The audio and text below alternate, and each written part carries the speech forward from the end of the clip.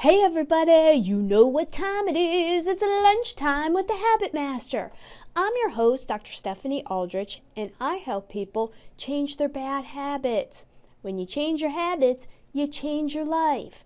Today we're talking about 5 habits that you can start implementing today to make you recession-proof. So we all have been watching the news lately, right? Everybody's talking about the big election coming up. No matter if President Trump gets reelected or if someone else gets elected, we know that at some point, the big guys that are in charge, hi Steven, the big guys that are in charge are going to eventually want to take money away. You know, all of these big hedge funds, they're the ones that are in control of the stock market, right? At any point, they can decide, hey, I want to take some profits off the table. And when they do that, guess what? You and I, the small dogs, suffer because everything's going to crash, okay? There's going to be a correction in the market, but nobody knows when. Usually it'll be sometime around an election, depending on who wins, but you just never know, right? So right now we're at record high, okay? And at some point, they're going to take their profits, okay? So if you're worried about that, or you've got your retirement, or maybe you're going to be retiring soon, obviously you don't, hi Debbie, obviously you don't want to lose money or worry about your investments, right? Well, here are some things that can help you become recession proof. Number 1 is pay off as much debt now as you can. So in the next few months, is there anything that you can pay off? A credit card that's been outstanding. Maybe you have, 6 months left on a car payment. Is there any way for you to scrounge up some extra money? Maybe, work a little extra hours or do something that you can pay that small loan off. Because that, at some point, could bring in extra money for you that you might need for something else. When the recession starts going down, because there's a correction, a lot of times employers lay people off, you get fired, you just never know what's going to happen, right? So especially if you're working for a big conglomerate, a big company that you really have no control over who gets fired, who gets hired kind of thing, you want to try to, offset some of the things that can happen. So paying down debt now while the recession's good, or while the economy's good, while you're making good money, can help do that, okay? Number 2 is you need some type of other cash flow. So, let's say you want to pay off some of this debt, but you don't necessarily have the money right now, okay?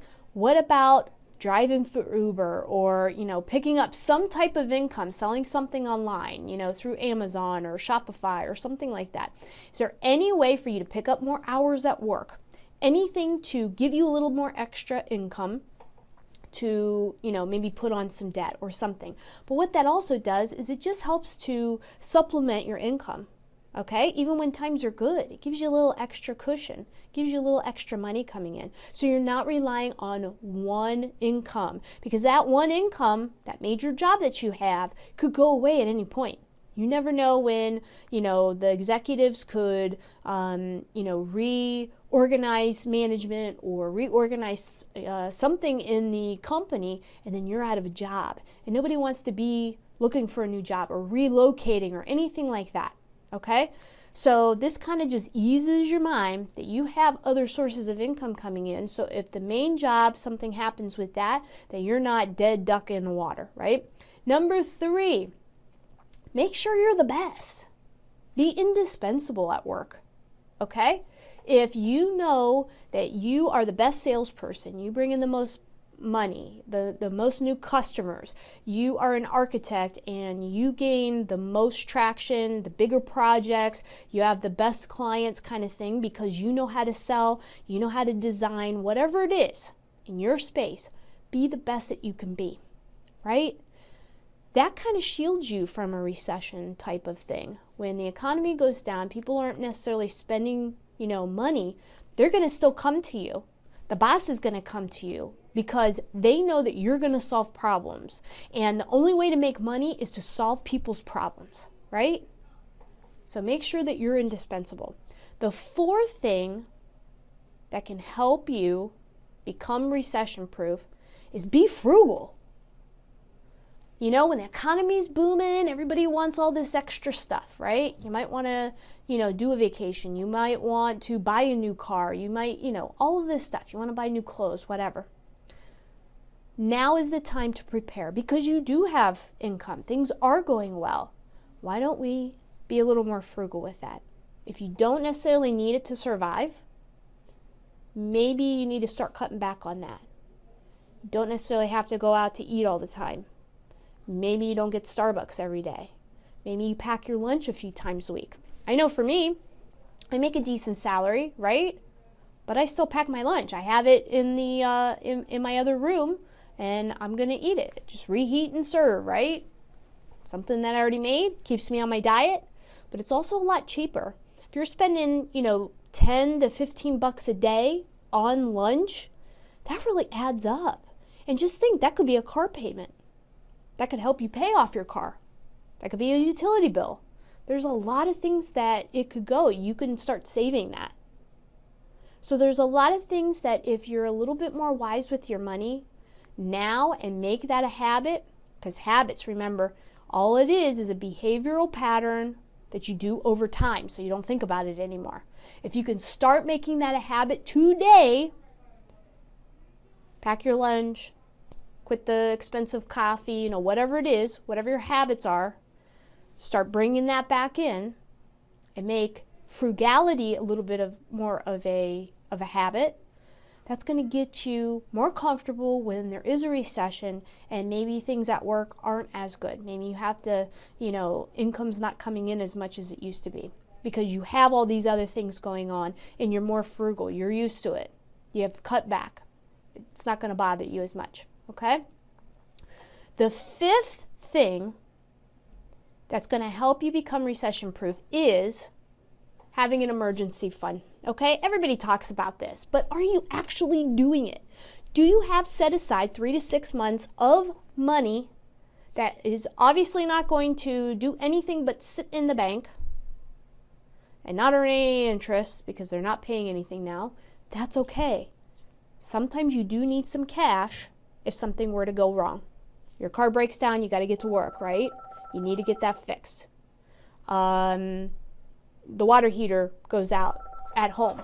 Obviously, you need hot water at your house, Something happened that you need to dip into that cash, okay? But if you don't have it, what are you going to do? Especially if there is a recession, it's going to be harder and harder to get money. They'll raise the interest rates. There's going to be all kinds of crazy stuff going on if and when, it's usually a matter of when, not if, but when the big boys on Wall Street decide they're going to take profits now. And usually when one starts going, they all start going. And then things go into a dip. So make sure these 5 habits you start implementing. Start thinking about it. Doesn't mean you have to be a pauper or anything.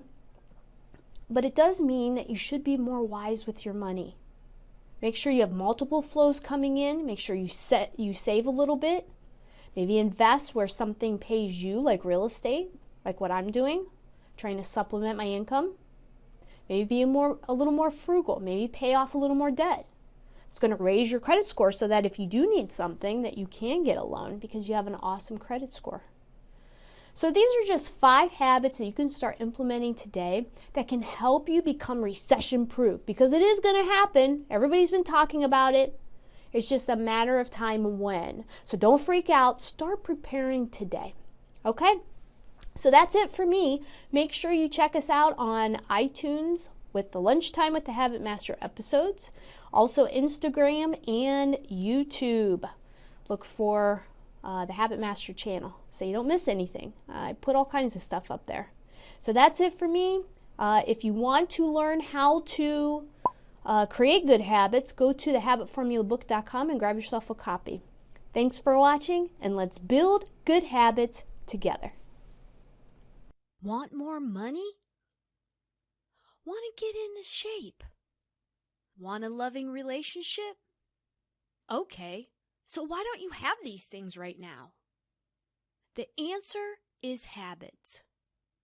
Your habitual behavior and thoughts are keeping you stuck right where you are. So how to get past your habits? You've got to open your routine to different thoughts and actions.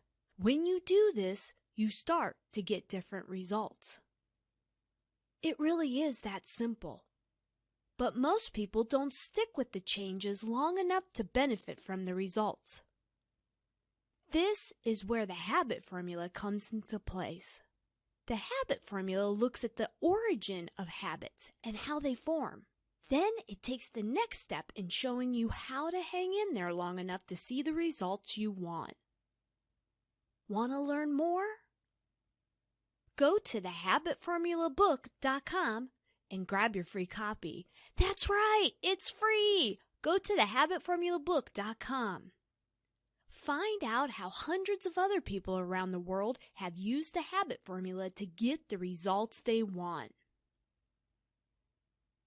You don't need to be Einstein to figure this out. Go to thehabitformulabook.com today.